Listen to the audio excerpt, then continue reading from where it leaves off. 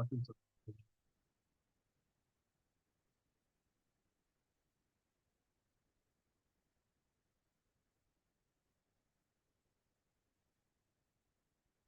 good afternoon, everyone. I'd like to call the meeting to order at 4:30 today and acknowledge that the District of Tofino operates within the territory of the Tla-o-qui-aht First Nation. And a notice to attendees that the meeting is being video recorded and will be published on the District of Tofino's YouTube channel. And notice to the virtual attendees to sign up for the public comment and question period using the Q&A function in Zoom. To register, participants are required to enter their full name, residential address, and the agenda item they wish to speak to. And I'll move from the chair that pursuant to section 15 of the District of Tofino Meeting Procedure Bylaw number 1229/2016, as amended, the June 9th, 2026 Committee of the Whole meeting be held electronically via Zoom and live broadcasted on the District of Tofino's YouTube channel, and that the facility provided for the public to watch and hear the meeting be located at the Clayoquot Sound Theatre, 380 Campbell Street in Tofino, BC. Seconder, because we don't do. Thank you, Councillor Sawyer. All those in favor? None opposed. Motion carried. I'll also move from the chair that the June 9th, 2026 Committee of the Whole agenda be adopted. Thank you, Mayor Law. Seconded. All those in favor? Seeing none opposed, motion carried. And I'll move from the chair that the minutes of the Committee of the Whole meeting held March 3rd, 2026 be adopted. Thank you, Councillor Thomas. All those in favor? Seeing none opposed, motion carried. I'll look up to Ms. Hefner. Do we have any public comment on agenda items today? Thank you, Councillor Stere. No one has signed up on the public comment. I will now make an open call for comment. For those in the gallery who wish to speak, please raise your hand. If there's anyone attending online via Zoom that would like to make a comment, you can do so now using the Q&A function. When making a comment, you will need to state your name, your address, and the agenda item you're speaking to. I will now do a call. Calling once, calling twice, calling 3 times. There are no comments at this time, Councillor Stere. Thank you. So there are no delegations today, so we do have a correspondence from Lunty and Krissy Montgomery, co-founders of Surf Lifesaving Club, regarding a request for seasonal space for Surf Lifesaving Club band. I'll look to the committee to see if there's any comments regarding the. Sure, I'll comment. Yeah. I thought that this was, they have 2 asks here, and I thought it was pretty reasonable. I didn't know. So where is it here? The first ask is to have a permit. And then the second one was a designated parking space. And I was wondering, I didn't know if perhaps a designated parking space with like a time limit that when they're in use might work for them. So it's not out of use for the rest of the community for the whole period of the day. Any comments from? Yeah, I think it's a reasonable request. I think it's a really great community society. So I'd be supportive of doing something to meet their request.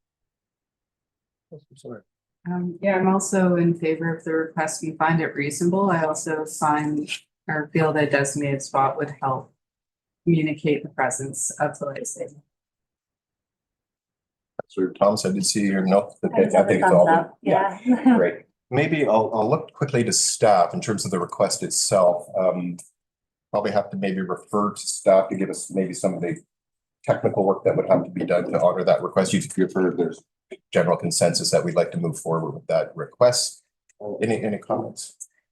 Yeah, I think that it's certainly something that staff can work on. It sounds like council or the committee is supportive. So I think the next step would be to refer your request to staff. And if there's a couple checks and balances that we need to put in place. If anything needs to return to council, so if not, we can just work on it. So a resolution to refer to staff. Anyone like to make that? Yeah. Mayor Law, thank you. I'll move that the Committee of the Whole recommends to Council that staff be requested to return to Council with a recommendation regarding Tofino Surf Lifesaving Club request for parking. Does that make sense? We may not need to return to council, so if we were able to remove that part from the motion, then we can just refer the requests to staff to execute. You have to, for staff to execute that council recommendation, it has to come to regular council. It will as part of the minutes to the meeting. So- Okay, it's okay. I think we can certainly look at it. Sure. So we've got the motion on the table. We have a seconder. Thank you, Councillor Sawyer. Call the question. All those in favor? Seeing none opposed, motion carried. Great. So we can move further into the agenda today. We've got quite a full agenda today. So starting with 8.1, Mini Peaks Legacy Project, mini soccer pitch, verbal report from community service. Mr. Lax, good to see you. Hello. Thank you for having me, Mayor Council. Thank you for attending.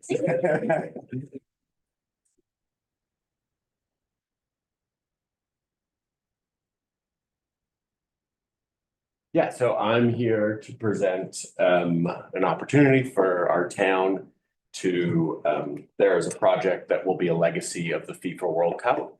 And it's, they are working with the province of British Columbia as well as Via Sport and the Vancouver Whitecaps to build 20 mini soccer pitches across the province.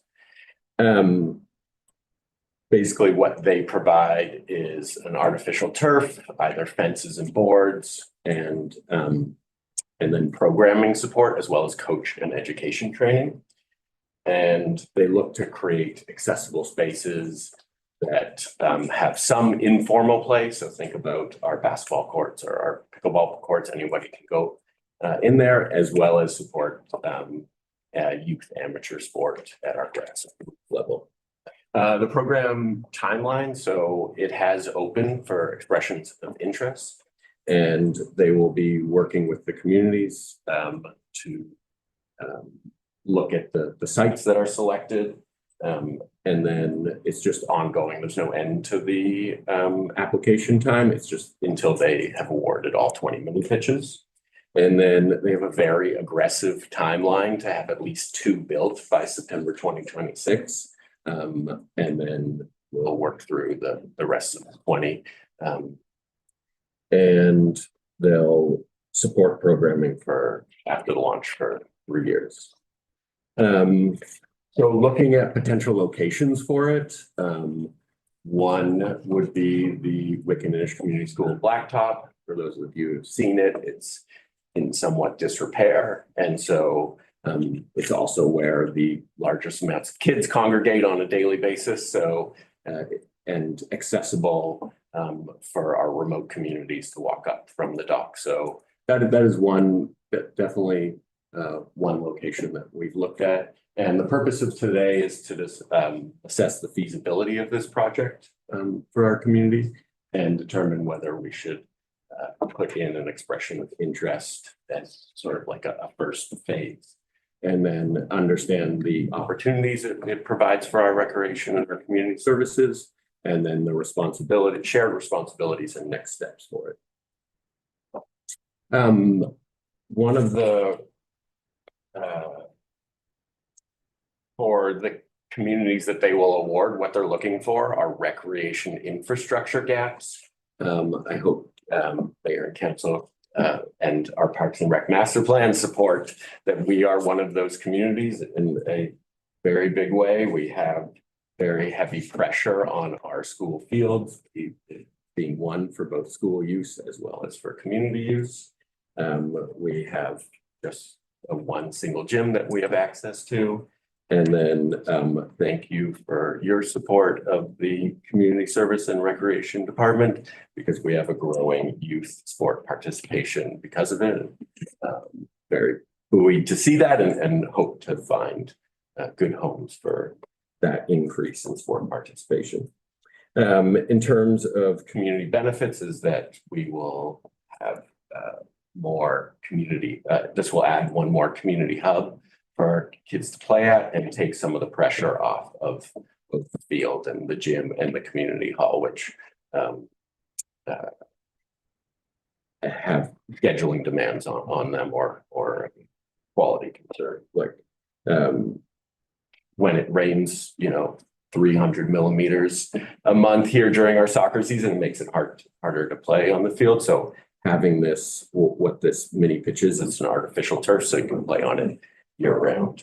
It'll also allow for multi-sport use, and we would look into with the turf, what are the prime candidates for how, for which sports would be best fit onto the turf, and to the playing surface.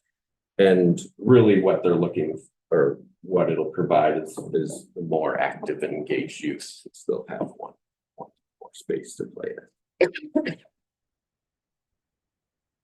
So what the mini pitch or mini peaks project provides, so they support project management, they do the design or work with you for the design as well as the installation, as well as other hardware such as goals and perimeter boards or fencing. But one of the things that is really excited about this project is that they also, since it's with the Whitecaps, they provide 3 years of coach training and education.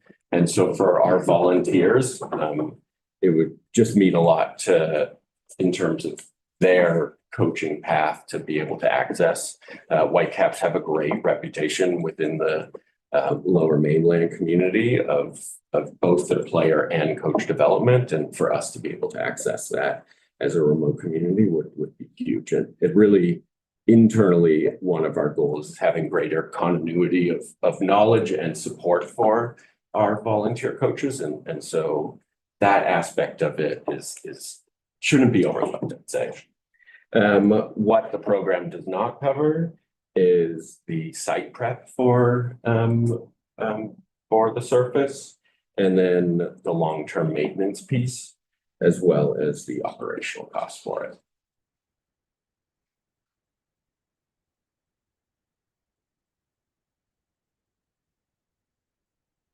So the next steps is, with your support, is submitting an expression of interest. Then our department would have to develop a project sheet, and then also have further discussion with the Mini Peaks technical team. So they're just onboarding their technical staff. It's come together very quickly for them. And so some of the questions that we would be proposing would just be able to be answered in the coming weeks. So our recommendation is that the committee of the whole recommend that council support our expression of interest for the Mini Peaks project, and that should the expression of interest be successful, that staff return to council at a future meeting with options for final consideration.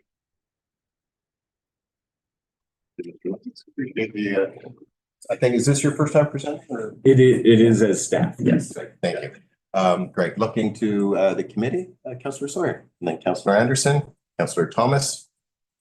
I just have a question to the chair regarding the potential other sports that could make use of that space. I know that currently one of the informal groups, the ball hockey group, enjoy that space. And while it is informal, I wouldn't want to take it away from them if they didn't have any other options. Is that artificial turf conducive to that?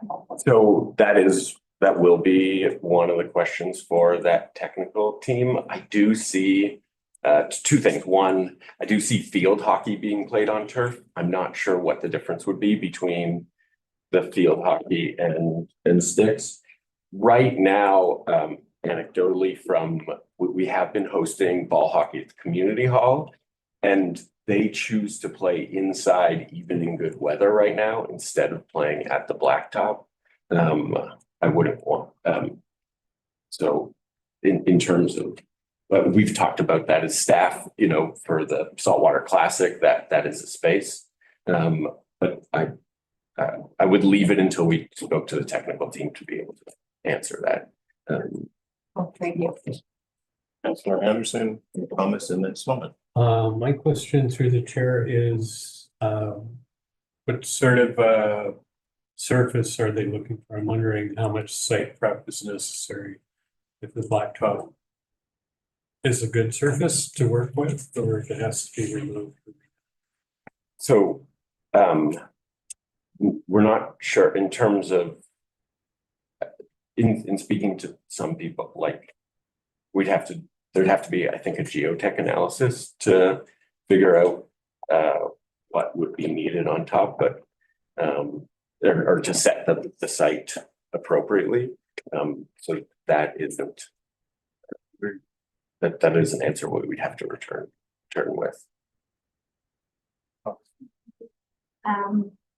I think on the surface, I'm kind of supportive because I think with the controversy and the cost related to FIFA, we should try to grab onto any benefits we can get from such a large event coming to the province. Some of my questions have already been asked.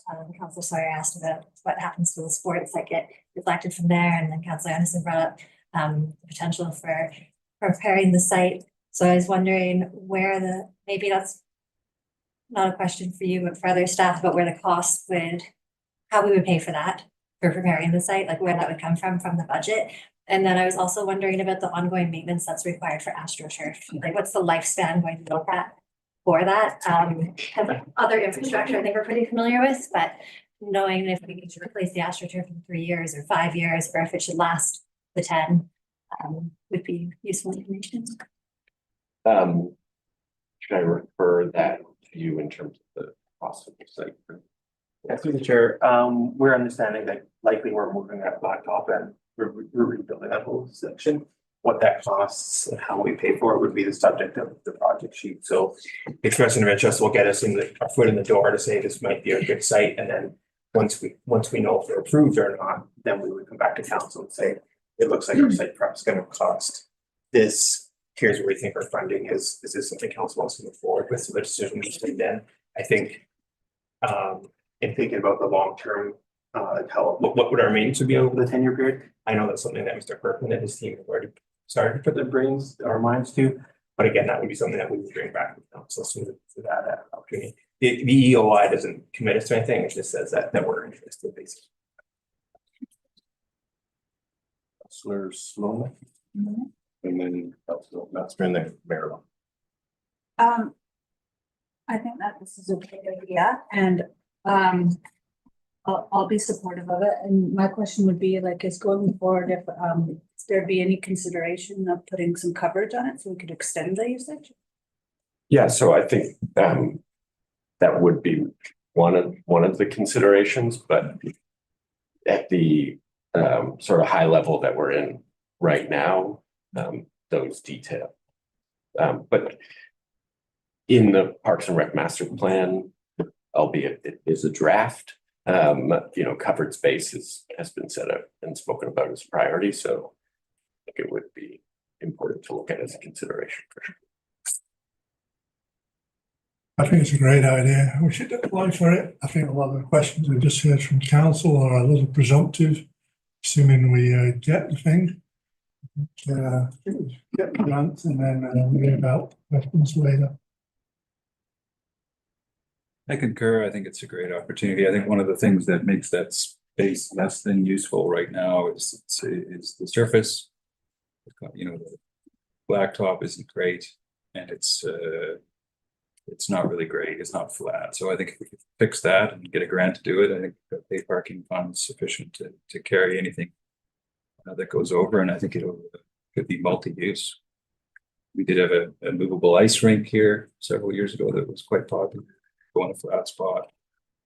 Other mobile things that could go in there for recreation, I'm sure you could dream up. So I think it's a great idea. Maybe if we could get the recommendation back up onto the board. I think there seems to be a general consensus about we'd like to go with this. Get that back up there. We'll our committee members like to volunteer to read the recommendation.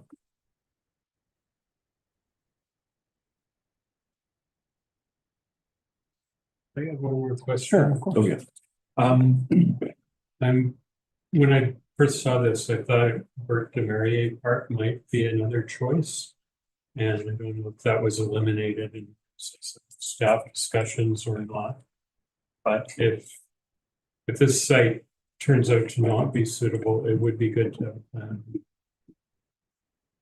that's why I was asking about this.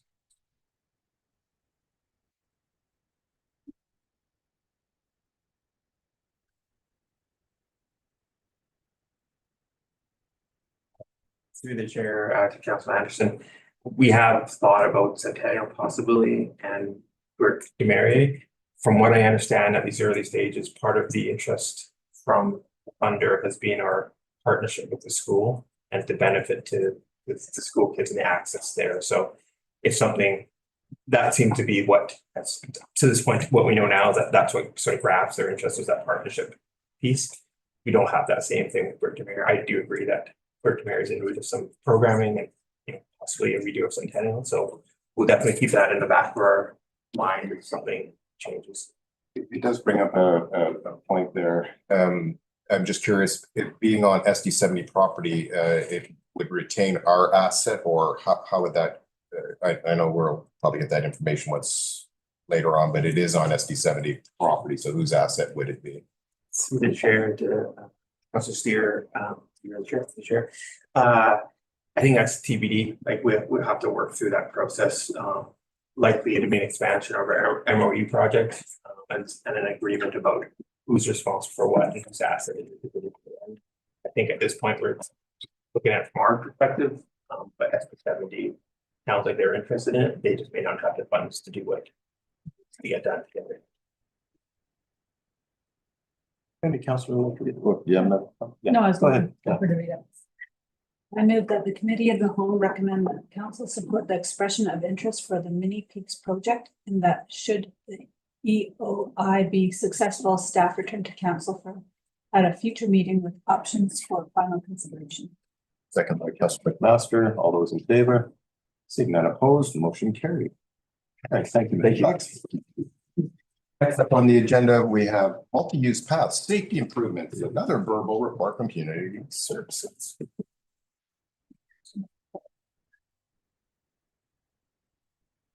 I can't shake behind the scenes here. Good evening, committee of the whole, Keaton Paul, bylaw supervisor, planner 1 for the District of Tofino. And I'm here tonight to provide a brief update for the community regarding a multi-use path safety grant that was recently applied and received support by the District of Tofino.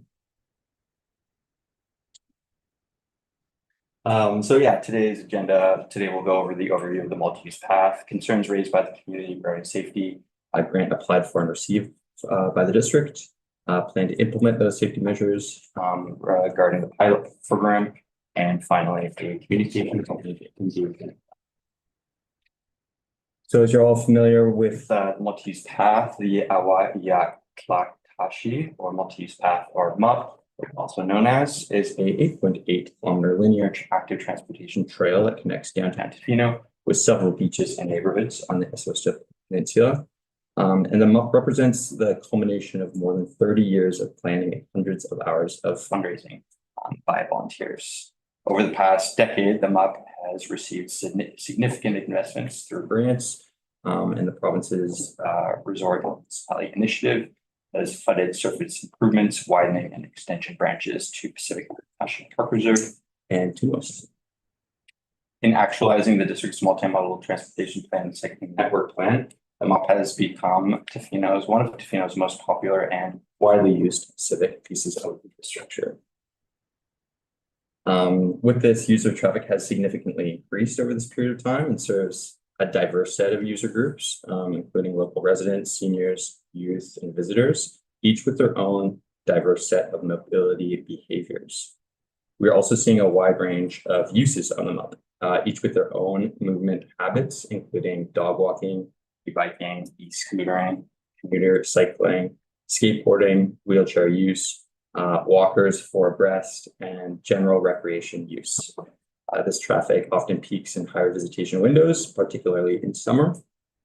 And over recent years, the district has received feedback pertaining to safety concerns from several different sources, including local residents, Tofino RCMP, Island Health staff at the Tofino General Hospital, Tourism Tofino, and the Tofino Chamber of Commerce, amongst other stakeholders.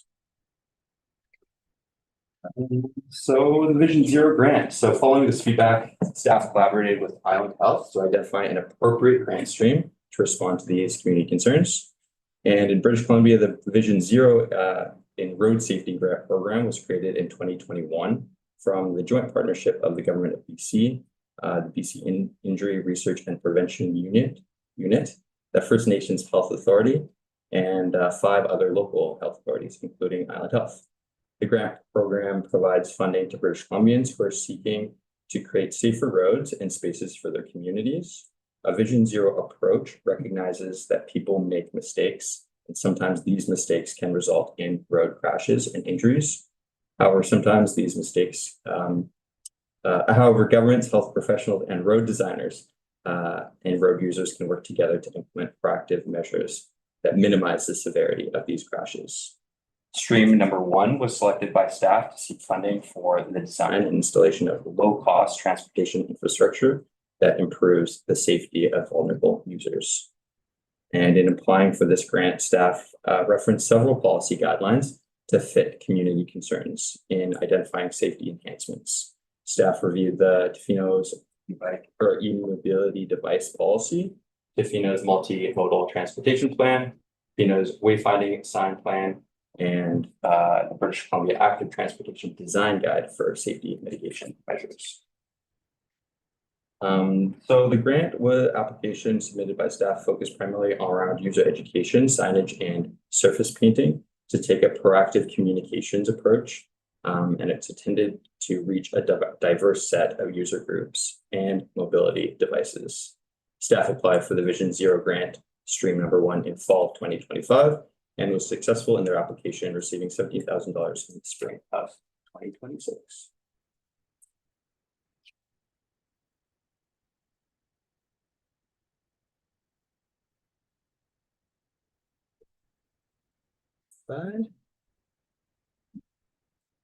Okay, here we go. Proposed safety measures. Perfect. Thank you.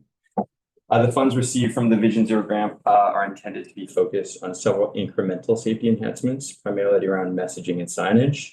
These measures target a high-use section of the MUP and are planned to be introduced this summer as a pilot program to gather feedback and guide a broader active transportation safety strategy. Reviewing community feedback against local and provincial policy documents that I just mentioned, staff worked with Island Health to develop the following safety precautions, including larger and clearer, simply worded signage alongside the MUP that will replace the existing signage, surface messaging painted on the asphalt pathway, slower speed zones in high traffic and limited sightlined areas, keep right signs and ring bell to pass signs, consultation with bike, e-bike, and scooter rental companies to increase education, printed brochures and messaging for Tourism Tofino and businesses to hand out to MUP users, on-site MUP education, and a feedback gathering mechanism. There we go, timeline. So you'll see here on the MUP in blue on the map, beginning in the village core, extending out to Tinwis and North Chesterman beaches, and then out to the Bighorn National Park Reserve. The yellow section here in the middle is proposed to be the slower speed zone for the MUP north of Sharp Road, where most of the pilot program is primarily focused on. And staff are planning to implement the pilot program throughout this summer, beginning with a print campaign offering user education to rental businesses and tourism.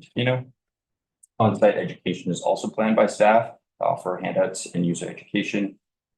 Implementation of signage is planned for July, and surface painting shortly thereafterwards. Following collection of feedback from user groups, the community and staff will then return to council with their findings. Finally, communications and engagement. So throughout the pilot program, staff are planning on publishing a Talk Tofino survey. Staff will also engage with rental businesses and the Tofino Chamber of Commerce. And then staff will return to council to continue gathering feedback to inform a larger strategy on them. And with that, I've concluded my update for council. Thank you for your time. I'm happy to answer any other questions. No formal recommendation seeking this council tonight, just an update that I have to discuss.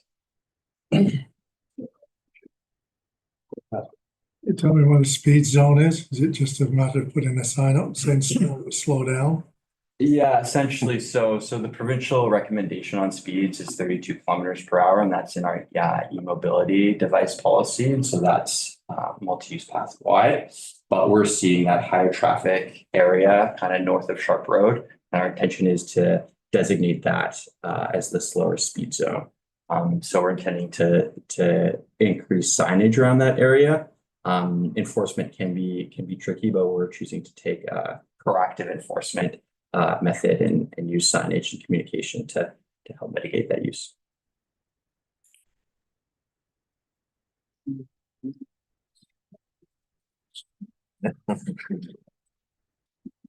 Thank you. Councillor Holmes.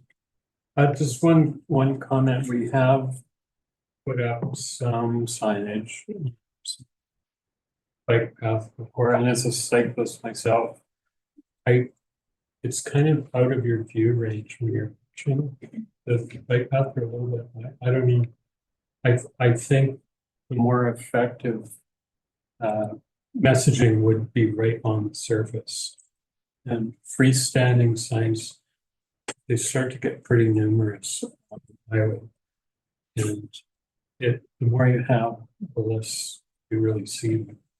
Because they, so anyways, that's just a comment from being a cyclist that the freestanding signs aren't really well observed or easy to see sometimes when you're cycling. Agreed. Yeah, thank you for the question, Katie Anderson. Yeah, the pilot program implements both kind of like a surface painting pilot program where we'll paint actually on the map with communication and signage there, and then also signage, typical signage, but larger and more eye-catching, hopefully. So here's someone who doesn't use technology much, but what's the value in a print campaign? And I see that it's launching in June, and I know it's a pilot program, so maybe you will then evaluate the value of the print program. But what is the print campaign? Good question. Thank you for the question.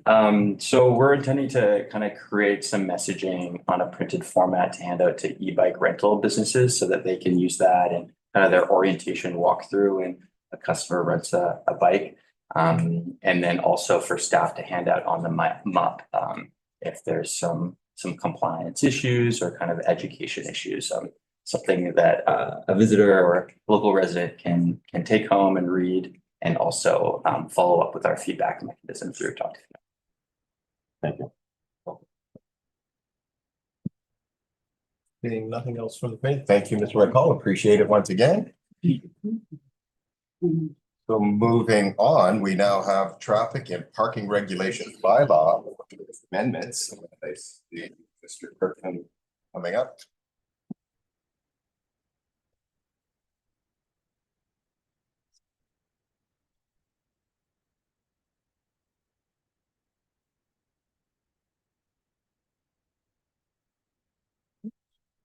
Mayor, Council, members of the Committee of the Whole.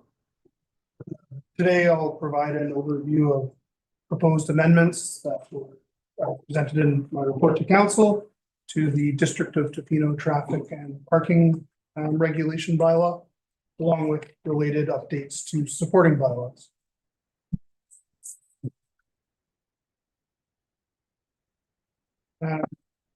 Beach pay parking was introduced in 2021.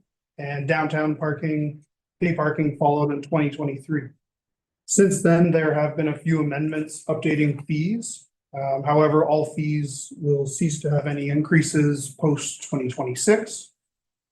In January 2026, staff verbally discussed potential bylaw amendments with Council. The committee subsequently directed staff to return with a detailed report to allow for more time to review implications and provide informed feedback and direction. Those discussions raised questions about downtown resident passes, commercial passes, business impacts, and whether the current bylaw language and fee schedules are as clear as they should be. As staff worked through the 2026 rollout, it also became clear that there was opportunities to simplify some of the rules and optimize the public-facing information.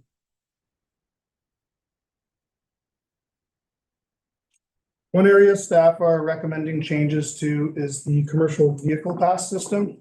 Right now, the traffic bylaw refers to a downtown only commercial pass and a beach only pass, each at $120. while the fees and charges bylaw lists the same fee as applying to both pay parking areas. Staff are proposing that all pay parking fees be consolidated into the fees and charges bylaw, so there's one clear and authoritative source for the fee schedules. Staff are also proposing that the commercial vehicle pass apply consistently across both areas, similar to how it's listed in the fees and charges bylaw currently, with clear wording on what the pass allows and where restrictions would remain, such as long-term or overnight parking in certain locations. Another area for committee consideration is the downtown resident parking pass.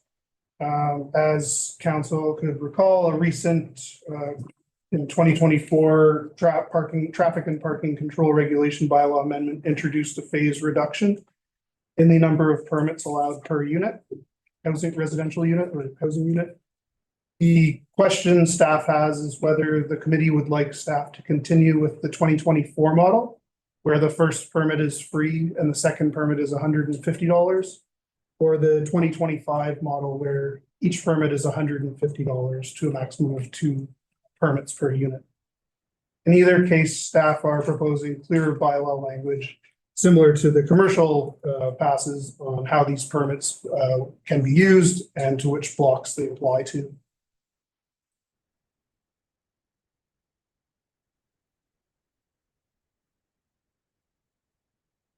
At the January 2026 Committee of the Whole meeting, staff were asked to take a closer look at the hourly rates options that were presented in light of current economic pressures.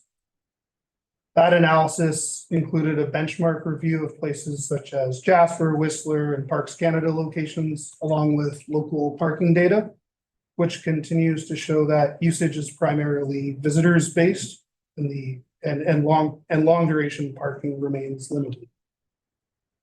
Based on that review, staff do recommend a fixed 3-year schedule that holds the current rate throughout 2027 and introduces moderate increases in 2028 and 2029. In staff's view, this provides stability while supporting sustainable program revenue over time. The alternative approach would be a CPI-based model. While this model would be predictable, it would mean revenue growth follows inflation rather than actual costs and pressures associated with operating the pay parking program in the long term. The revenue it generated under both options and subsequent incomes is shared within the report that the committee.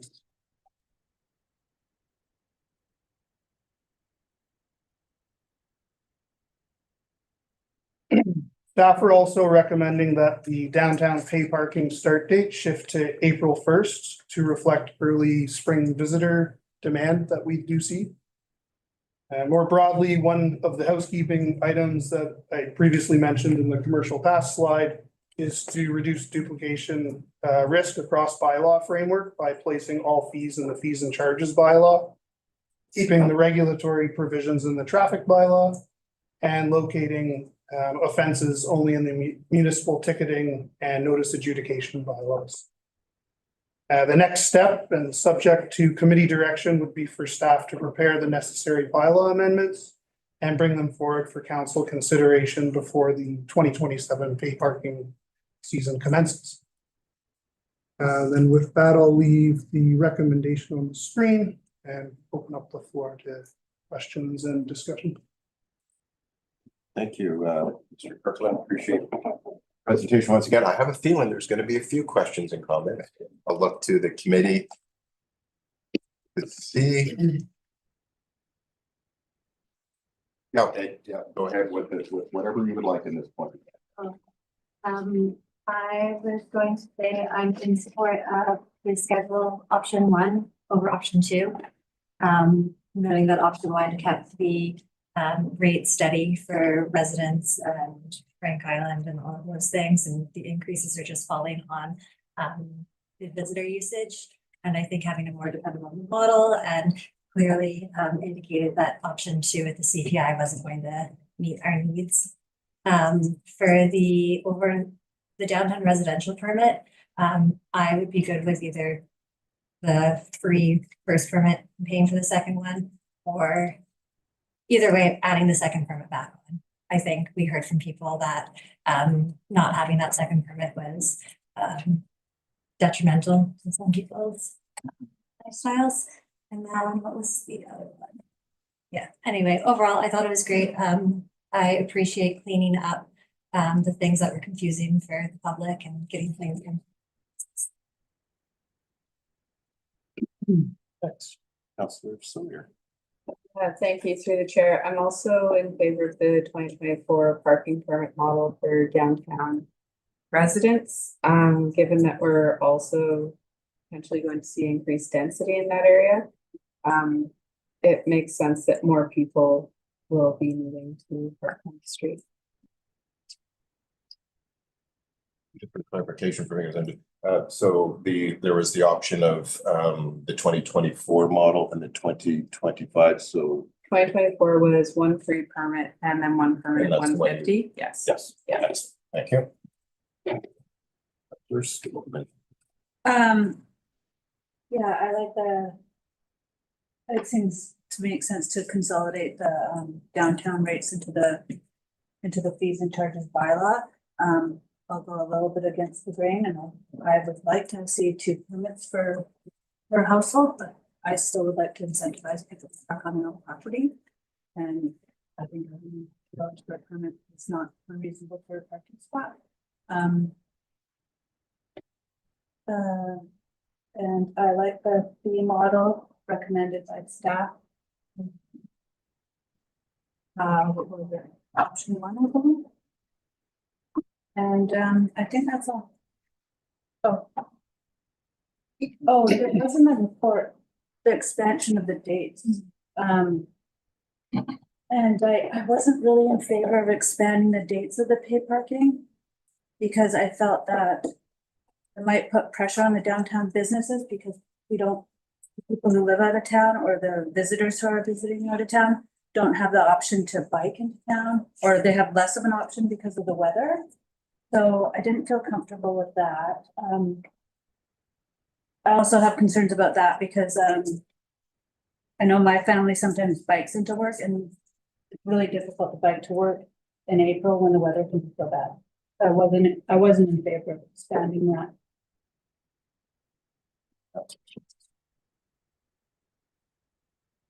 Marilyn? Yeah, I like option 1. So I think I concur with everybody, and I'm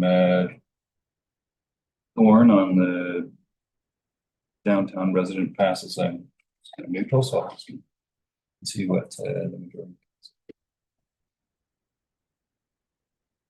Master, did you have a? No, I like option 1. I am quite happy with 2024 proposal for the permits. The first permit is 0, and second is 150. I'm in favour of increasing parking April 1. That's about it. Councillor Anderson. Also option 1 is my preference. I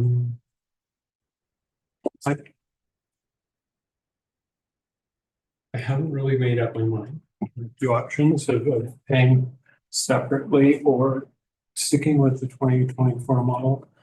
I think if we stick with the 2024 model, the fee should be maybe more than 150.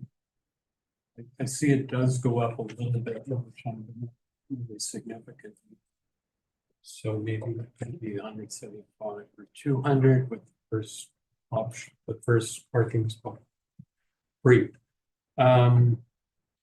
We need some incentive to get people to build their own parking. Because parking, whatever, public land is expensive, just as expensive as private land to obtain. So I'm assuming these permits though permit a vehicle to park anywhere, and they don't get a designated spot. Because I think some Might be a people question for start to sort of claim a spot for their own I'm really against that. Should be, all spots should be open to everyone. including- Through the chair, I can offer some information if that is a question. The amendments that we're proposing would contain the spot to the residence block. And right now, how it reads would be the residence street, so it does somewhat contain that a little bit more. And to answer the question too, it doesn't provide a designated parking spot for folks within their block. There should be some turnover in all spots, so it's sort of. There's one other.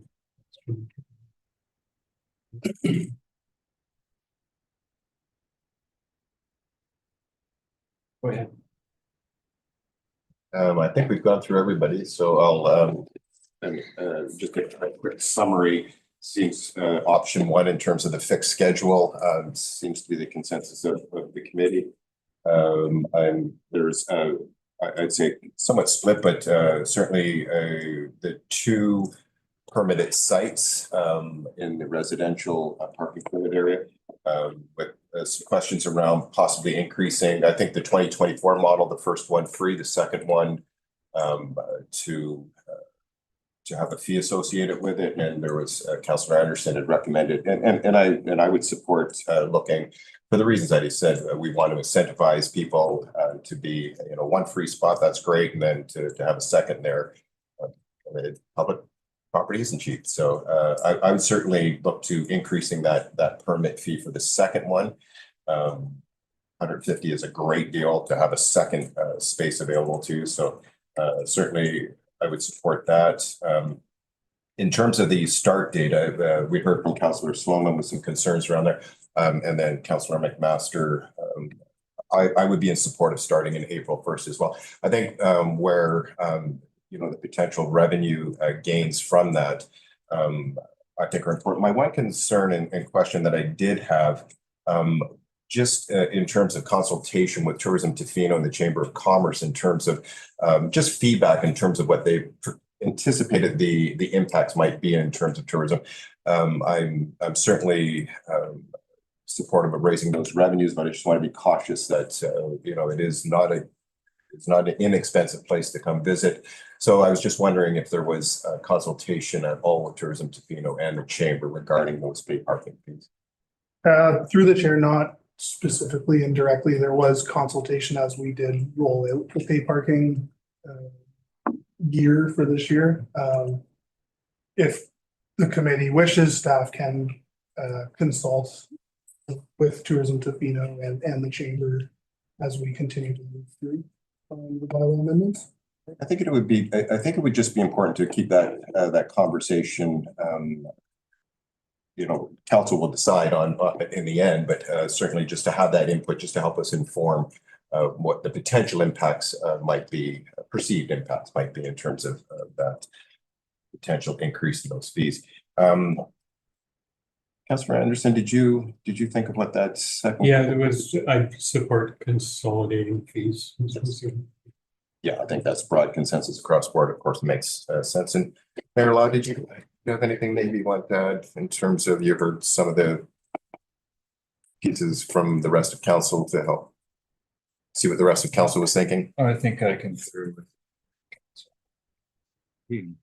We have another chance to discuss this at regular council. So by then, maybe we'll see what staff.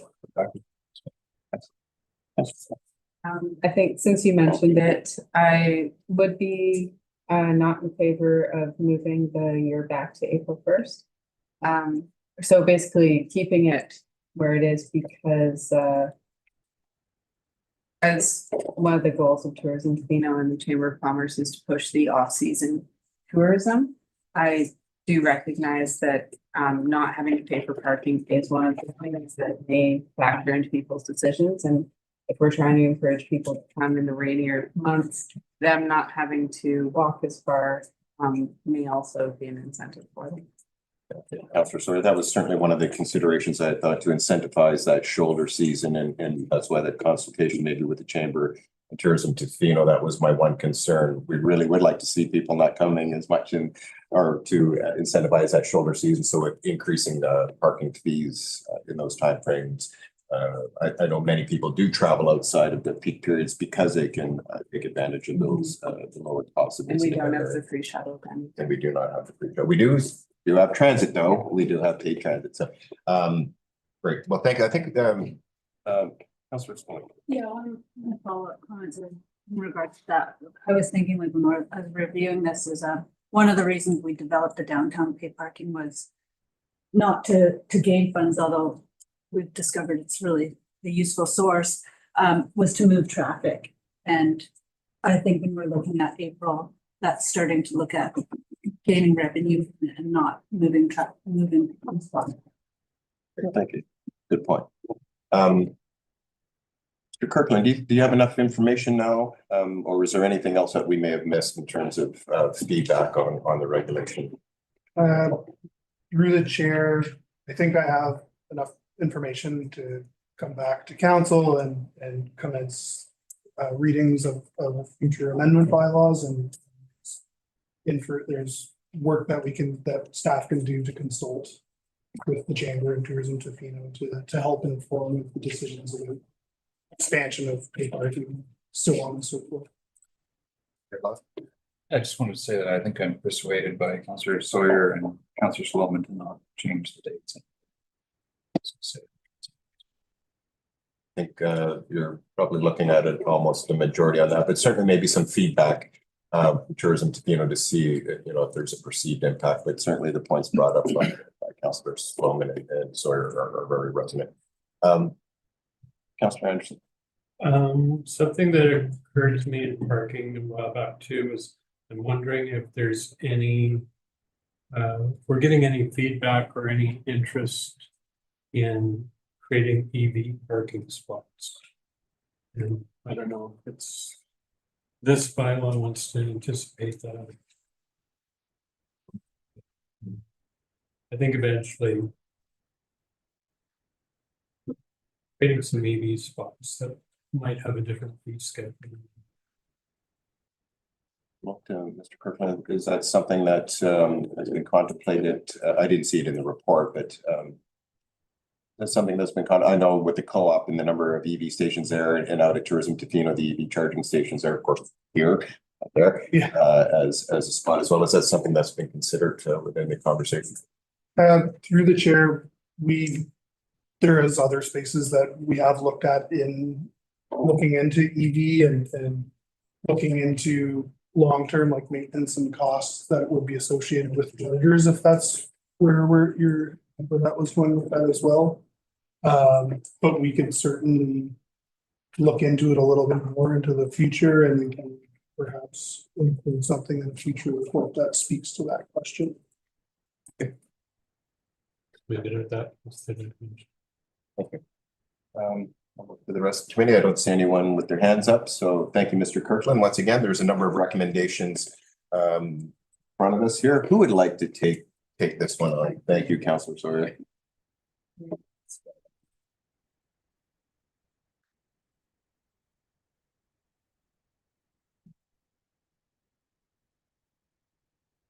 So I move that the committee of the whole recommends council that staff be authorized to prepare amendments to District of Tofino Traffic and Parking Regulation Bylaw number 1091/2009. Councillor Thomas seconded. All those in favor? Seeing none opposed, motion carried. I move that committee of the whole recommends council that staff be authorized to prepare amendments to District of Tofino Fees and Charges Bylaw number 1271/2019. Second for Councillor Thomas. Call question. All those in favor? Seeing none opposed, motion carried.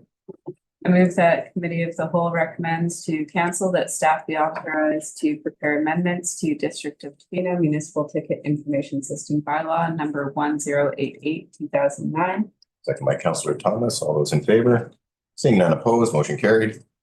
And I move the committee of the whole recommends to council that staff be authorized to prepare amendments to the District of Tofino Notice Adjudication Bylaw number 1107/2010. Second by Councillor Thomas. All those in favor? Seeing none opposed, motion carried. That, I think, is there anything else on, oh, but it looks like you're probably, so you don't have to sit down. Next up on the agenda, draft water supply policy, a report from infrastructure and public works. That's simple water. Here.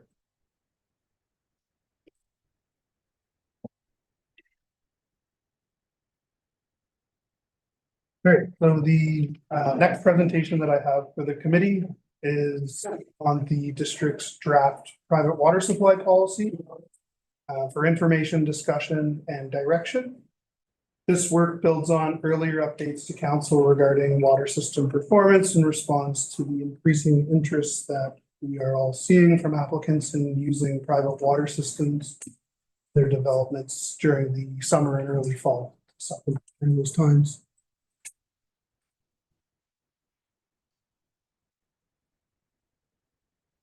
In late 2025, staff advised council that a policy on private water supply would be developed in 2026. The topic also came up in discussions during the repeal of the limits to growth policy.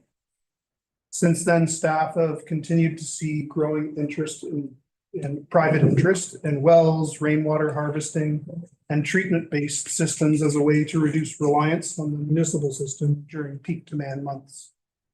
At present, these proposals are reviewed on a case-by-case basis. This can lead to inconsistent expectations and variable design standards. A formal policy will provide clarity for applicants, who will support staff's decision-making and align with council's strategic focus on water security. Implementation will likely require amendments to the water utility bylaw to ensure the policy is aligned with existing authorities.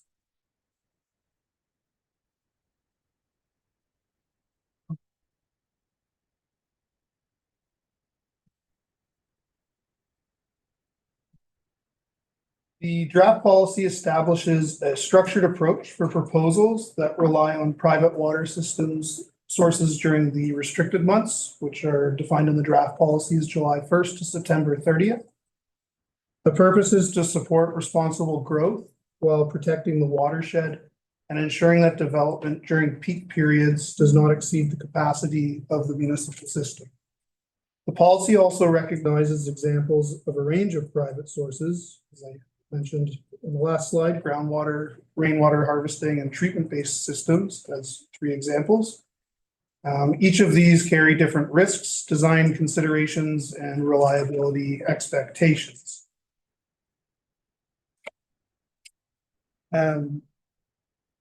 This policy requires applicants to demonstrate that proposed systems are reliable, include appropriate storage, and are designed and sealed by qualified professionals. Storage must be sized to support the level of municipal demand reduction proposed. Policy doesn't require storage for the full amount of usage during the restricted months in every case, but applicants must show that the system can reasonably achieve the intended or designed for reduction. As a general benchmark, the draft policy currently notes that the district may consider systems sized to provide approximately 50% of the projected restricted months demand, where supported by a qualified professional and reasonable rainfall or refill assumptions. This is not a requirement, but it is included to give applicants a practical reference point for the scale of storage needed to meaningful reduce municipal demand during the defined restricted months. Acceptance of a private system does not guarantee the performance by the district. Responsibility for operation and maintenance requirements remains with the private property owner. This will be further reinforced by a section 219 covenant where appropriate. These covenants will ensure that the use and maintenance of the private water system and the level of demand reduction committed to is maintained during the restricted months. Policy also reinforces that unauthorized municipal water use during peak periods may result in enforcement under the water utility bylaw. Following committee review, staff will refine the draft policy, prepare any necessary bylaw amendments in consultation with legal counsel, and return to council with a final policy and related amendments for consideration. Staff are also seeking committee direction on whether engagement should occur before the policy is finalized. So a few options could include proceeding directly to a final policy based on committee feedback, targeted engagement with developers, builders, and larger water users, which staff are suggesting, or a general broader engagement through platforms such as Talk Tofino and social media. Engagement may help along the way of finalizing the draft policy. It may help clarify expectations, reduce future challenges in administrating the policy, and ensure the policy reflects practical considerations.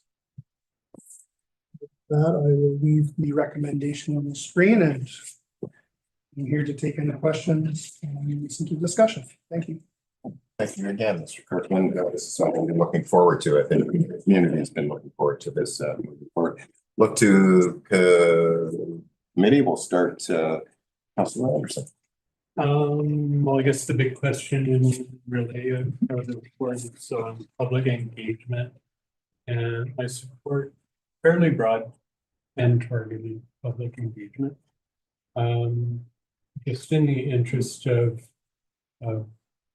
showing that we're active on water and serious about water usage, and also to keep it on top of mind, the public as well, and increase opportunities for education around these all things that I would support.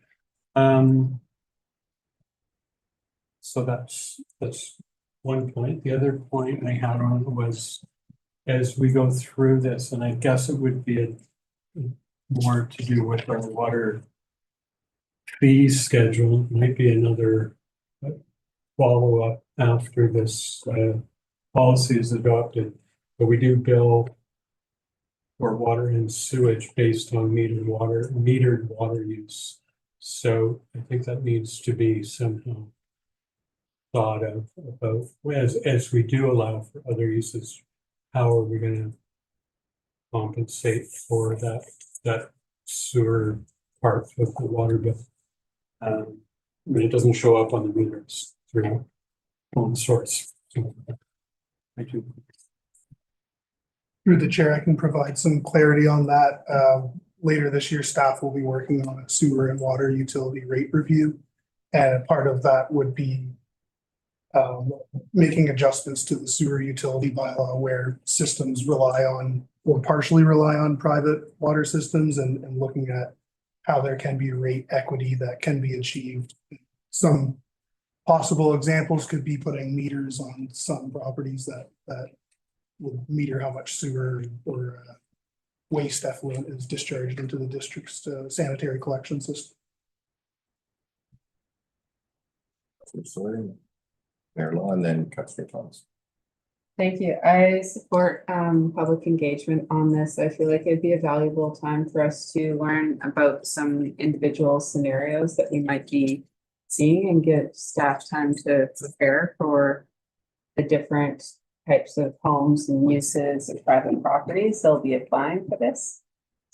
As far as to Councillor Anderson's point about the water entering the wastewater system in the summer, I believe through the chair, this might be beneficial as low flow can be something that can be more difficult to deal with in the summer if we're having people conserve water, but then it's not moving the waste through the system efficiently.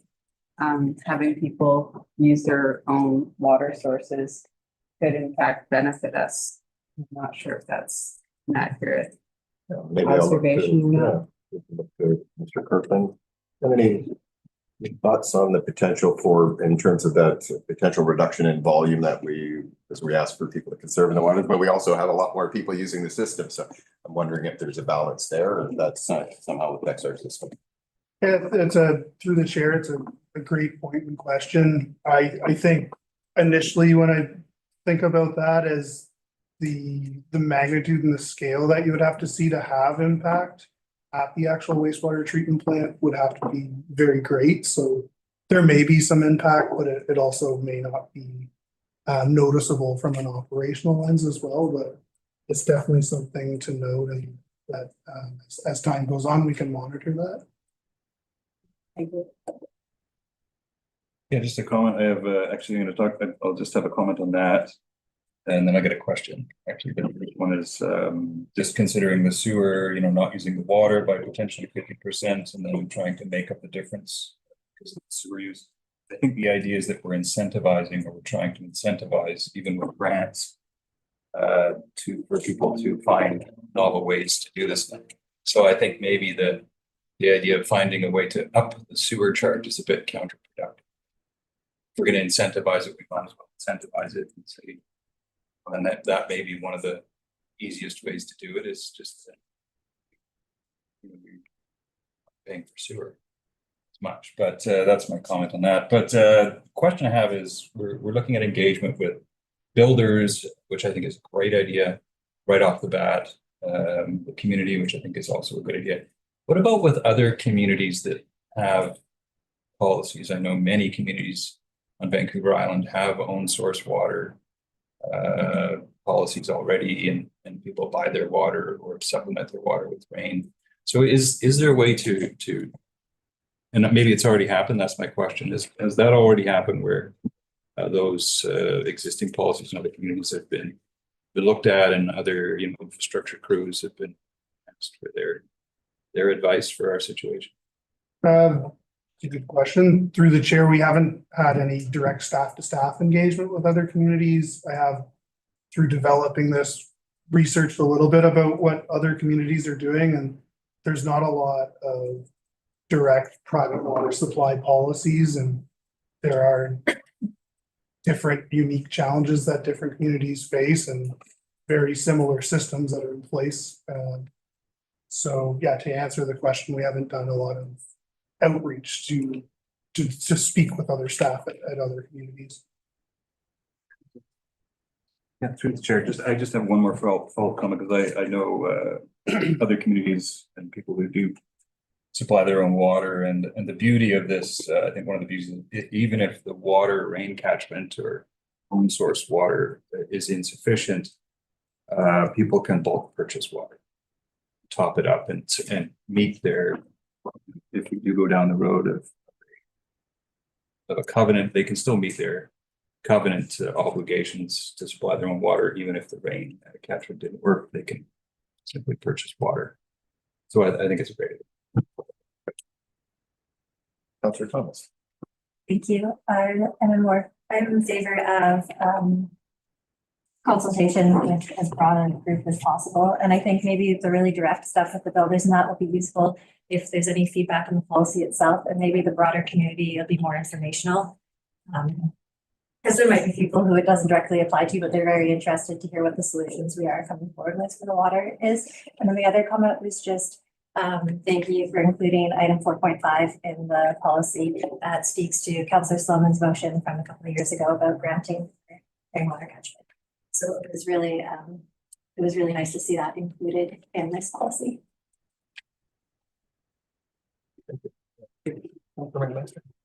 Yeah, I mean, I like what I read.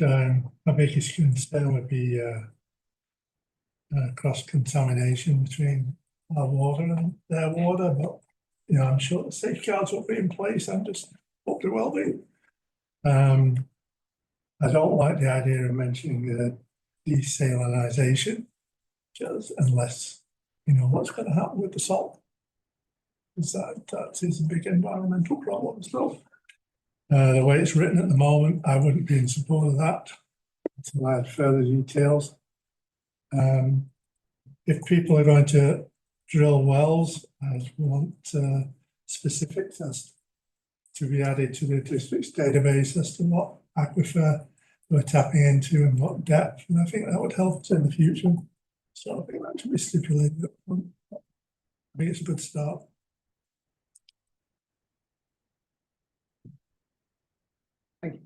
Oh, I think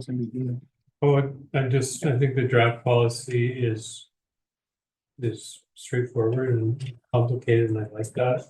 Don't want to heap too many layers of complexity onto it. Yeah, great. I think there's general consensus around the engagement, certainly directed and broad, and hearing that loud and clear from the committee. And I wanted to echo Councillor Thomas's, and I had just a personal question in terms of the grant funding for the rain catchment systems. Thank you so much. I think once again, building on the work of Councillor Sloman's motion. There was just a quick question. Through the budget process, we'll allocate, what we see as appropriate. And I did a quick bit of research in terms of some of those storage tank units and the hardware associated with that. And I mean, had staff put any thought as to, in terms of the incentivization and what may be the uptake? Was there any number that jumped out in terms of what might be an appropriate grant amount through the budget process? Just something to consider. When I looked at like a 330 gallon IBC tank, is almost $900 before taxes and hardware and installation and all that. Was there any thought as to what might be an appropriate amount? Through the chair, nothing specific within, like, for an overall program wide amount. We have done through the policy, identified like what components of the system would be qualified under the grant, and I've left it at the supply of the tank at this time for those very reasons, because the bill of materials could grow pretty long and how much that would be. And I think keeping all of the budgetary information outside of the policy and bringing that into the financial planning process was what our intent was. So we haven't looked at grouping that, like what our overall estimate of how many people may or may not be applying for the grant would be. So we haven't done a fulsome estimate on it yet. Okay, thank you. Understood. Yeah, I was just wondering I appreciate the work. And sir, just look to the committee, see if there's any other comments or questions. Just have one comment. It's a bit random, but I've just come back from Edmonton and there was an announcement of some changes in the Build Canada Homes funding stream. There is a new $1 million per community fund for infrastructure directly related to housing. So, I'm not sure where the grant money is coming from, but it might be an interesting something to look at. That's all. I'm just throwing it out there that might be an option to pitch to build the new Build Canada Homes.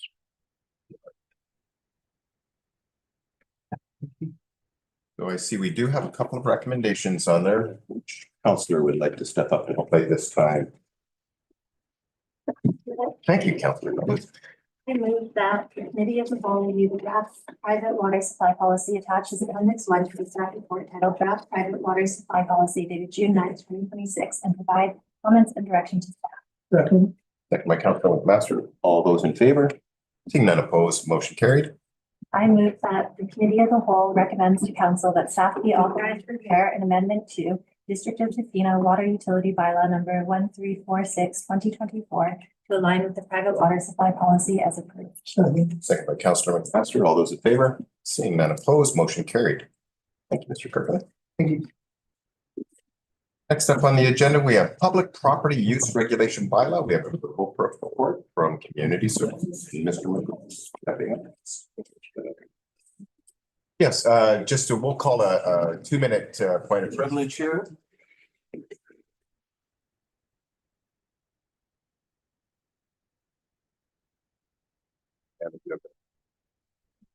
Thank you.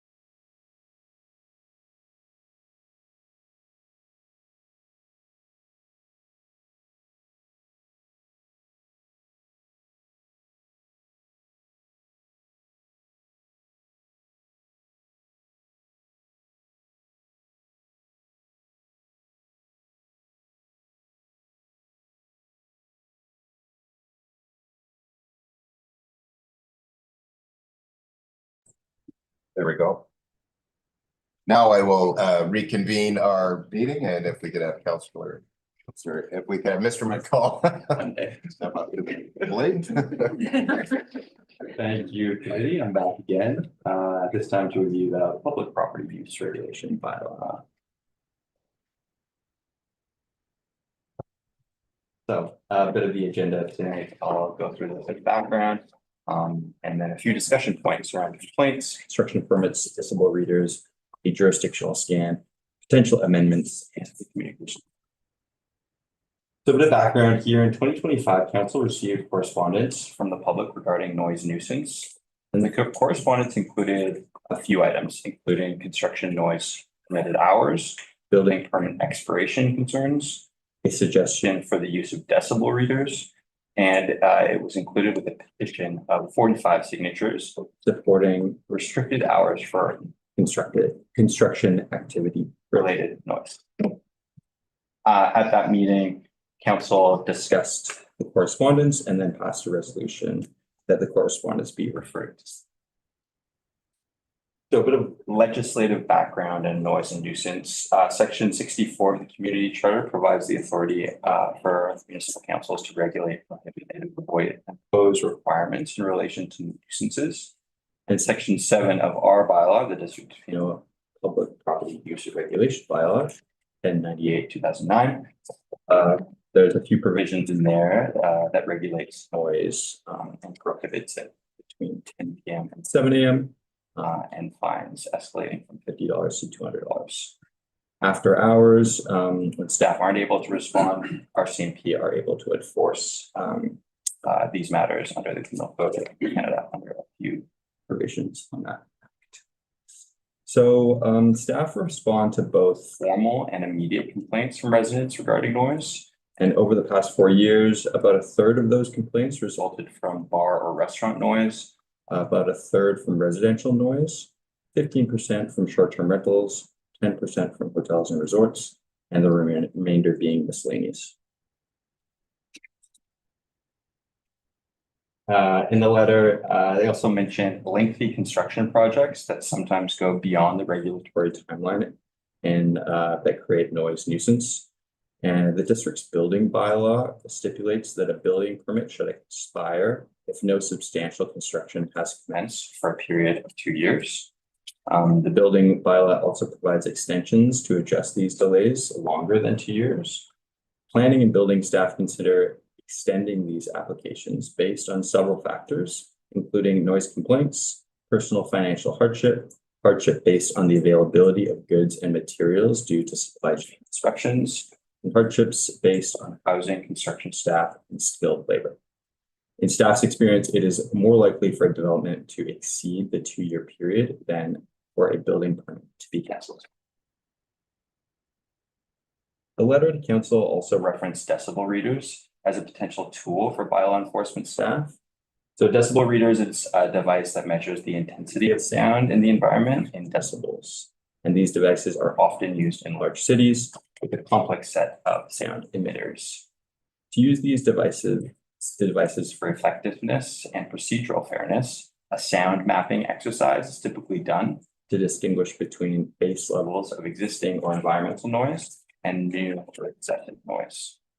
Sound mapping includes installing noise meters in different neighborhoods over a period of time in each season as rain, wind, and storm activity and produce measurable sound that is registered by a decimal meter. These devices range up to $8,000 per unit with calibration ancillary devices. And during a scan of other communities, staff found that these devices are uncommon in resort municipalities and similar-sized towns. So, staff also conducted a jurisdictional scan of other resort municipalities and similar-sized communities. So in Whistler, the prohibitions are actually more restrictive than Tofino, with weekday and holiday morning prohibitions for construction noise and sound. In Q&amp, currently their noise bylaw is very similar to Tofino. Revelstoke is less restrictive than Tofino, and Golden has specific prohibitions on construction noise, including weeknights and Sunday mornings. And Cumberland has prohibitions on construction noise on weeknights Sunday mornings, and holiday mornings. So a few potential amendments that council may choose to consider, and mainly to align with other communities and also to balance the development and development priorities for the community and the community well-being. Staff have offered some paths to potential amendments. So if council chooses, council could proceed with a provision for construction noise, like the other municipalities I mentioned in the previous slide. Could add a new definition for construction noise, and they may choose to permit construction noise on weekends and statutory holidays, however, with perhaps a delayed start time or an earlier ending on weekdays. But essentially opening this up for council discussion and consultation. Finally, no public consultation has been conducted to date for any of these amendments or any pathways here. But if council chooses to direct staff to draft amendments tonight, a Talk to Tofino page, we're suggesting a Talk to Tofino page be launched after first reading. We'll choose to proceed. With that, happy to open up questions. Thank you, Mr. McCall. Mayor Lunty, looking all around, Councillor Thomas to start, and then It was about the 2-year building permit for the construction, as long as construction has reasonably started. And I think when the letter writer who brought up the specifics, the one near Chesterman, her concern was that the construction was ongoing, that there wasn't an end date to, you've started the project, you have to finish this project. And I was wondering if there was any way we could respond to that concern. Yeah, thank you for the question. It's a complex issue, I think. Yeah, and happy to refer to director here. That building bylaw is mostly managed by the building inspector. So hesitant to comment too much there, but in my consultations with the building inspector, usually there is leeway given to construction that lasts longer for the hardships that I mentioned in those extension considerations. But we are aware of a few building permits that have been canceled that have exceeded. So staff use their discretion, but happy to if you choose to expand it further on that. Yeah, thank you, through the chair. Councilor Thomas, I can have a conversation with the building inspector. It's often we're extending. The question I think in this case in particular is how long it was extended and how far along. Like further you extend, the further you get. If you cancel a building permit and the building's 3 pointers of the way that it's a quite a financial hardship in the millions of dollars. And so this one I think is definitely an unfortunate situation. That's something I could raise with the building inspector and have a conversation about, what that may look like in the future. I do take the point that the problem with this one was it wasn't that it started late, it's just taking so long.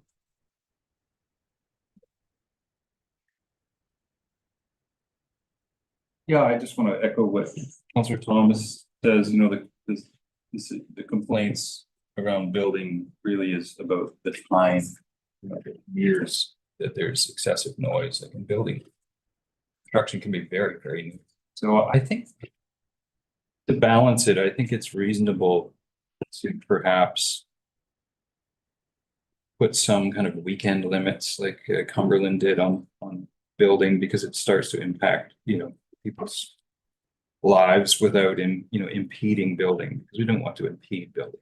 We don't want to make it longer by restricting building. I think there might be some leeway to look at weekend restrictions, start and end times for construction noise. I think that's probably reasonable.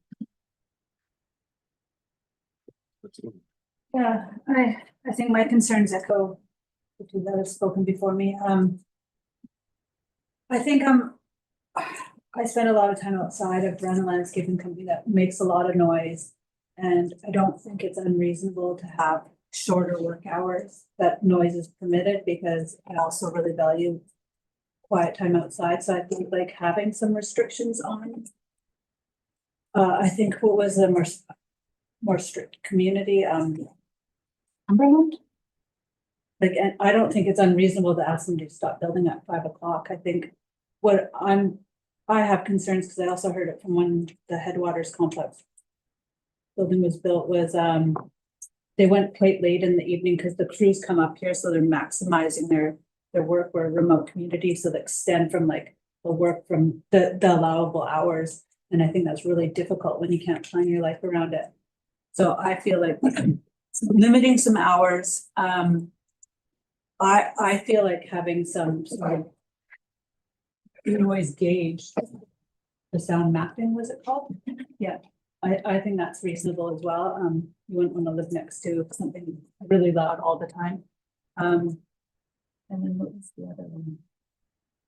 Yeah, I feel like I understand the situation, like you have a permit for 2 years, you've done a lot of work, like the letter writer has said that work has been going on, so it would automatically apply for having work done. But I feel like in this situation, the work has gone on for so long. If hindsight could have given us the opportunity to pressure the builder to do it in a faster period, and then we wouldn't be in this situation. So I think going forward, maybe it would be valuable to have some sort of situation that we could encourage people to have their construction done in a short amount.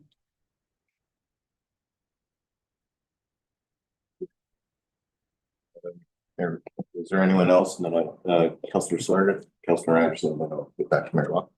Yeah, looking at the big picture here, the more numerous complaints were from restaurants and for entertainment noise. So I do see the value in installing decibel meters there.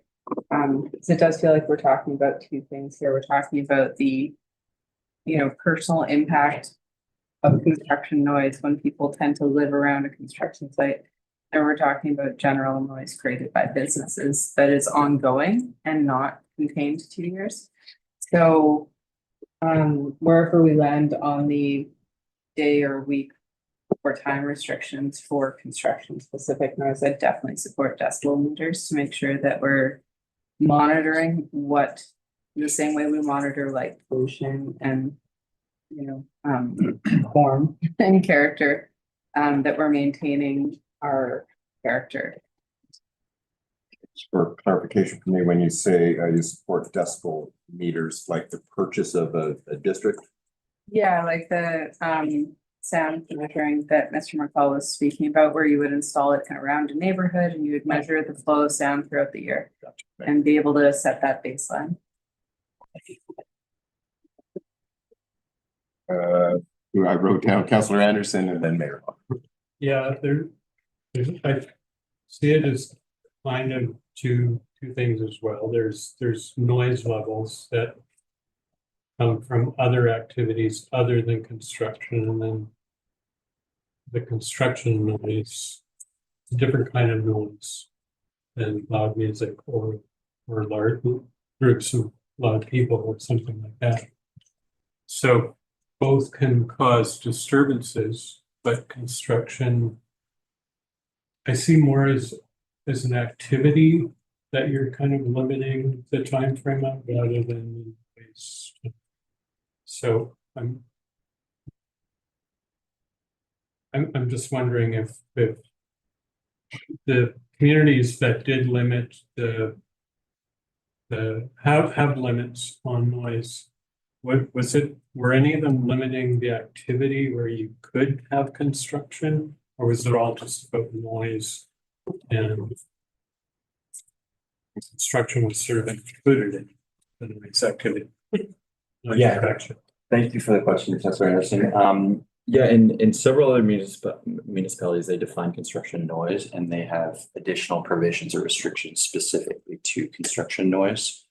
So noise, it has its regular permitted hours, and then construction noise is often further restricted for weekends, statutory holidays, and earlier weeknights. Just a question through the chair about the decibel meter. Now I know there's official Center for Disease Control apps that can go on your iPhone that give you an official sound decibel reading. Are you, for the $3,000 to $8,000, you talking about a permanent or a movable piece of hardware? Yeah, no, these would be mobile devices that officers would use to enforce against the noise bylaw. And they come with further calibration devices. That's why the cost is quite high. They start at a much lower, but they can be up to $8,000 per device. And then the sound mapping exercise is kind of like to establish the baseline, so that they can use that understanding when they're enforcing the bylaw in different particular neighborhoods.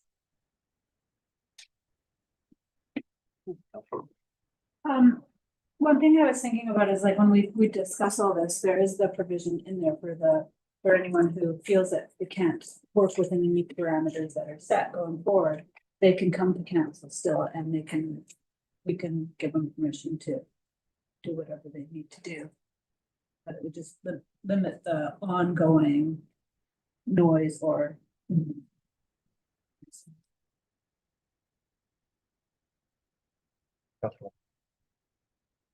Decibel meters are a real problem, separating the ambient noise from the actual issue. I feel like you're spending a lot of money for nothing positive. Plus, often the noise complaint can be, at that particular time rather than ongoing. So unless the bylaw officer happens to be right there when that saw fires up or something like that, it's not worth the effort. So I think a lot of construction noise, most of the complaints tend to be early morning. Not at 5 o'clock. I think people get upset when you hear something fires up at 7:30 or 8 o'clock or something like that. I agree. I think it would be good to see some restrictions on noise at the weekends. People deserve that. And I think we also have to figure the more we make it difficult to build, the more expensive it's going to be to buy a house or affordable housing. So it's a very fine line, but I certainly wouldn't support decibel meters. I mean, had to use them at the Legion with no success. I just had a question around, through the chair, around the building permit. So they expire if you haven't started significant construction, but once you've started significant construction, do they never expire? Or are they finished at point of occupancy? If you leave part of your house unfinished, but have occupancy, does the building permit continue indefinitely? Because I remember that the original letters reference some municipalities where the building permit sort of contains the construction period. So, and I don't see anything, I hear anything in the report about that. Probably outside of your knowledge base, but I can, Mr. Rogers. Thank you, to the chair. I can speak to it at a high level. I don't have the bylaw in front of me. A couple years since I've been in it, but from what I understand, they don't expire once they're issued unless there's an extended time, and that's kind of a consideration that the building inspector has to make. Like how much, what is that extended time? There's some gray area in those things because we've all talked about it. Not everybody can build a house in 6 months. Some people takes 2 years. People have financial problems. There's a million different reasons why things don't finish on time, and what where we've kind of erred on up to now has been trying to get people to get their houses built without causing them financial hardship. And in this case, and again, this is an egregious case, how long it's taken and how noisy it's been. But it's really the only one that I know of my 18 years here that we've had this significant issue.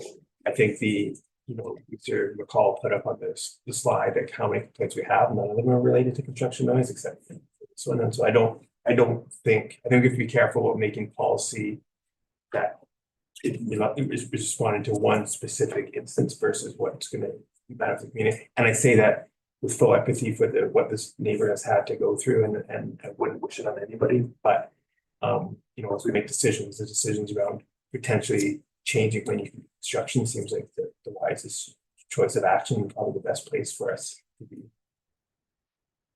Yeah, I just wanted to understand how it worked and because the letter did reference. And Yeah, Councillor. Sure, I just thought about the decibel meter and I realized, I've got a noise NOI and an IOSH meter on there, but I realized you can't, there's no way you could use that for bylaw or work safety or anything. Which made me think, to Councilor McMaster's point that there'll have to be a professional decibel meter, registered if anybody was to use it for enforcement. And then, a baseline enforcement, as Councilor McMaster says, there's going to be issues with ambient noise. So I just, after all that, just thinking about that and listening, I think, it's simply a start and end date on a weekend for construction or something like that would suffice. Then we could avoid all of that issues that was thoughts on. My comments were just gonna be, I'm in favor of limiting the hours just on weekends and statutory holidays, knowing that weekdays, I know 7 AM seems like a really early time, but sometimes it's beneficial. And think about construction, maybe outside of building homes, when we think about work on the map or the road or things like that, where it's nice to be able to go and get that done before there's a lot of activity out. So leaving the weekdays alone. And then with the decibel reader, I don't think it's a good use of district funds, noting that we don't have bylaw staff to respond to things after hours. The RCMP might not be able to respond to things, seeing the limited amount of noise complaints that have come through. It just seems like a really big chunk of money and a large amount of staff time to go out and map these areas and do all those things, when I think we have much higher priorities from bylaw enforcement when we look at short-term rentals or some of the other things that we've talked about as priorities around the table. So in summary, and I know you've been listening, but just in summary, it seems that there's not a lot of support for the purchase of that decimal reader. And it looks like in terms, and I think the point being brought up in terms of has been identified, there's two issues really that have been identified. The letter writer had certainly had endured an egregious situation that brought this to our attention, and that is to be recognized. But then when we look at the actual stats and the data that you've presented to us, it does indicate that the vast majorities are outside of that particular construction area. So the idea, and I think it's a generally a good idea, is to look at community well-being in terms of those restrictions around timing and when that might be. And it seems there's a broad consensus around weekends, limiting those times to, we'll wait to see what you've heard some of the recommendations here. So I think as a general, do you have enough information to help you to move forward from what you've heard from council tonight? Absolutely. Great. Thank you, Mr. McCall, not Councillor McCall. Sorry, just a final comment. Did we discuss opening this up to the community for feedback? We did. So I think that, it might come back that the community may say, we really want to be able to build houses on Saturday and Sunday, so. Yeah, I'll add two things. Yeah, so I'll need a formal recommendation from council to be authorized to draft those amendments for the bylaw. And then the communication plan suggested after first reading, the bylaw go to Tla-o-qui-aht our public consultation for feedback. So nice when I see those recommendations up there, that I don't have to. Didn't want to put it off my head. Did any of the councillors want to make that motion? If you want to just repeat, I can, from the chair, I can. Yeah, I've got a recommendation here that staff be authorized to draft amendments to the public property use regulation bylaw pertaining to restricting construction hours on weekends. I'll make that motion from the chair. Committee recommend. Thank you. Yes. I'll make that motion from the chair. Second, Councillor Thomas. Any further comment? Before we vote on it, I just have a comment. Just for clarity, so within the noise bylaw, there is breakdowns in the subsections of what type of noise, and there is a subsection that directly references construction noise. Are we just going to be altering or getting feedback on that subsection for limitation, or are we going to be making another bylaw and calling it construction noise? As was referenced, because that was a point made that some municipalities have their own construction noise bylaw. Whereas our noise bylaw currently encompasses a small section that defines it. Mr. McCall for comment. Thank you for your question, Councilor Sawyer. Yeah, the direction here is just to amend the current bylaw to kind of add those provisions to restrict the noise, the construction noise on weekends. But staff aren't at this point recommending a whole new bylaw, just amending the current public use file. 7.2. With that, any further comments? And then I'll call the question. All those in favor? None, motion carried. Was there a second one there? Mr. McCall? No, that was it. Excellent. Okay, great. Thank you. Great. Well, looks like we've a big part of the agenda finished. There is no unfinished business, and I'll look up to Ms. Huntner if there are any questions there. Well, maybe in the gallery as well as potentially online. Thank you, Councillor Stere. I will now make an open call for questions present in the gallery and those participating online. For those in the gallery who wish to speak, please raise your hand. If there is anyone attending online via Zoom that would like to ask a question, do so now using the Q&A function. Before asking a question, you will need to state your name, your address, and the agenda item you're speaking to. I will now do a call. Calling once.